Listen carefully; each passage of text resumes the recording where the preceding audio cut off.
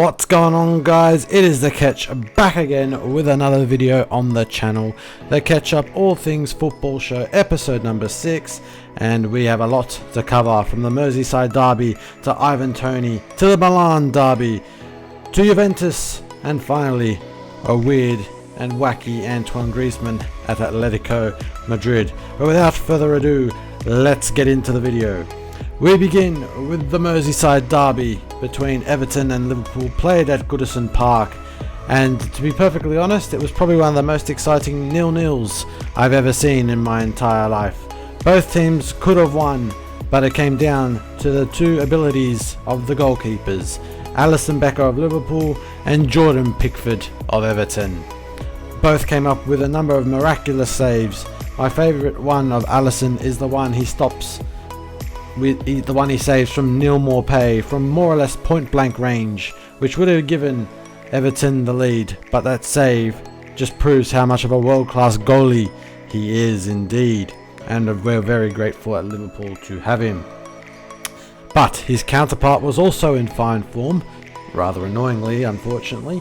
Jordan Pickford made a number of great saves, albeit he was helped by the post, and so was Alisson as well. The post was also playing a pretty big role in today's game, but yeah, got to give Jordan Pickford credit where it's due. In line with Alisson, he made a number of brilliant saves as well, particularly one from Darwin Núñez, where Núñez beat a couple of defenders, shot it, and Pickford tipped it onto the bar. There was also another save he made in the 95th minute from Mohamed Salah, which he tipped onto the post, proving that Pickford is either A, very good, or B, seriously lucky. I'm leaning towards the seriously lucky, because the amount of times keeper get a touch on it and it goes in happens more often than you would think. So we'll lean on seriously lucky, but we will give him credit. We'll say it's 60-40 lucky, but he gets 40% of the credit. In terms of Alisson, it's probably 80-20. It's probably 20% luck, 80% skill. Because have you seen Pickford in previous Merseyside derbies? Here's a clip. Divock Origi says hi. Anyway, moving on to an issue that has caused me some anger and anxiety over the last couple of weeks. Fantasy Premier League is causing me dilemmas, particularly because Mo Salah and Erling Haaland are the two most sought after players in fantasy at the moment.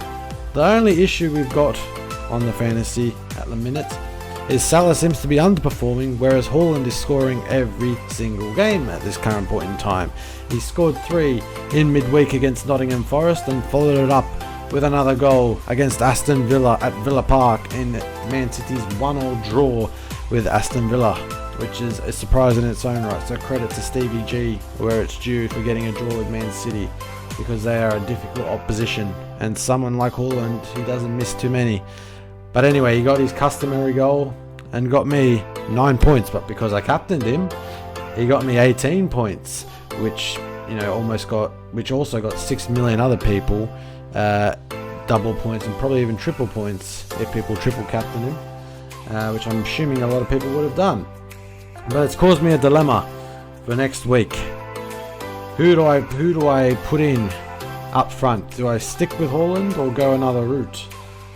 I don't know, because Pep has, in his pre-match press conferences of recent, he has stated that Julian Alvarez will probably come into the team at some point in time. My guess is probably during Champions League weeks and probably just before the World Cup. Even though Haaland's not going, there are a lot of games that are played before that World Cup period, so I guess it remains to be seen. Anyway, we move on to the Milan Derby, where Milan Derby, I mentioned Juventus already. The Milan Derby between Inter and AC Milan, I should say.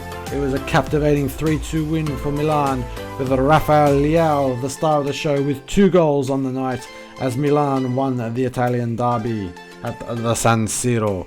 A pulsating game from start to finish, and I believe Milan are probably going to be thereabouts, the returning champions, if you will. They seem to be clicking into gear. A team that's not clicking into gear, however, is Juventus. They struggled to a 1-1 draw with Fiorentina overnight, and they were very lucky to escape with a point they could have gotten with nothing at all, as Luka Jovic of Fiorentina missed a penalty inside the first half. Anyway, the rest of that game turned out to be relatively boring as the game ended 1-1. After the game, their former striker Cristiano Ronaldo said this.